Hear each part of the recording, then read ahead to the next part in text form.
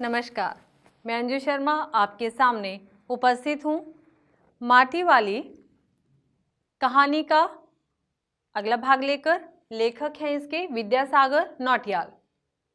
तो अभी तक हमने देखा कि माटी वाली किस तरह से पूरे शहर को अपनी माटी जो है वो माटा खान से लाकर पूरे शहर भर में वो बेचती है। किसी के घर में जाकर के कभी खाना मिल जाता है, कभी चाय मिल जाती है, इसी तरह से उसका जीवन चल रहा है। एक घर में जब वो माटा देने के लिए गई तो वहाँ की मालकिन ने उससे पूछा था कि भूख मीठी की भोजन मीठा।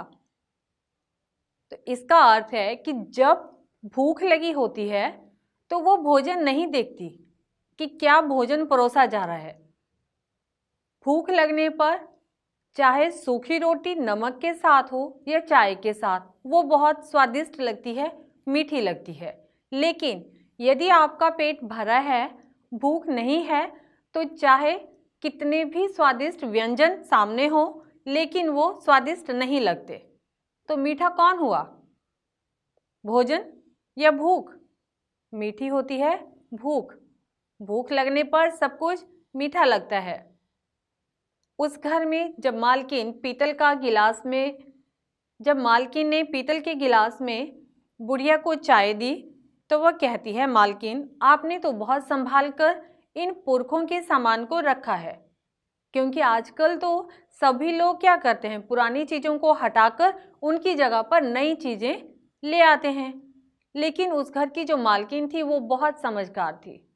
उसने बताया कि अरे बुढ़िया, पुरखों की जो धरोहर है वो संभाल कर रखनी चाहिए, उसे औने पौने दामों में, कम दामों में नहीं बेचना चाहिए, क्योंकि बुजुर्गों की इसमें बहुत मेहनत है। यदि हम इन चीज़ों में इजाफा नहीं कर सकते, इन्हें और नहीं बढ़ा सकते, तो कम से कम इन्हें बेचना तो नहीं चाहिए। और बात भी सही है। उसके बाद वहाँ पर बात चलती है उसके साथ विस्थापन की, कि शहर में न जाने कब पानी भर जाए और वहाँ से जाना पड़े। बुढ़िया चिंतित है, क्योंकि बड़े लोग तो कहीं भी चले जाएंगे लेकिन उसके पास तो कुछ भी नहीं है। थोड़ी देर बाद वहाँ से वो इसी चिंता में वहाँ से वो उठी और घर की तरफ रवाना हो गई। रास्ते में वो सोचती जाती है कि आज अपने बूढ़े को अच्छा सा खाना खिलाएगी। बुढ़ा यानी पति को। रास्ते में उसने पाव प्याज खरीदे और सोचती है कि आज मैं जाकर उन प्याज को तलकर उसकी भजिया बनाकर अपने पति को अच्छा सा खाना खिलाऊंगी। बहुत दिन हो गए उसको रूखा सूखा खाना देते हुए, भरपेट भोजन भी नहीं पड़ रहा है।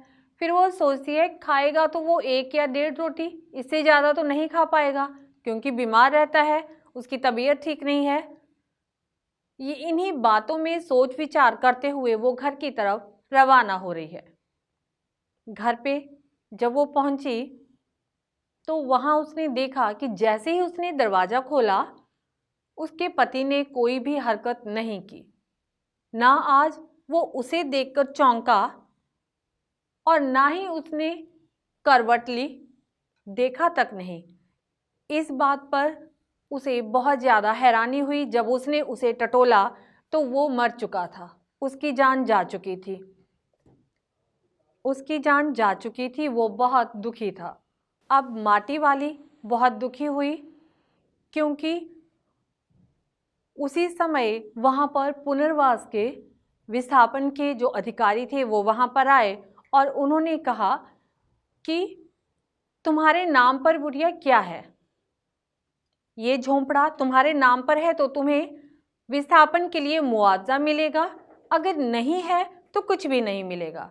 अब माटी वाली परेशान कि वो जाए तो कहाँ जाए, क्योंकि वो जो झोंपड़ा है वो किसी ठाकुर की जगह पर उसने बनाया हुआ है, वहाँ पर सिर्फ रहती है। कहती है कि मेरी तो उम्र बीत गई माटा खान से माटा लाते और शहर में बेचते। अब अधिकारी का अगला सवाल, माटा खान तुम्हारे नाम पर है। अब माटा खान कैसे नाम पे हो सकती है? तो उसे समझ में आया कि उसे कुछ भी नहीं मिलेगा। एक तरफ विस्थापन की चिंता, दूसरी तरफ उसे अपने पति की मृत्यु का गम।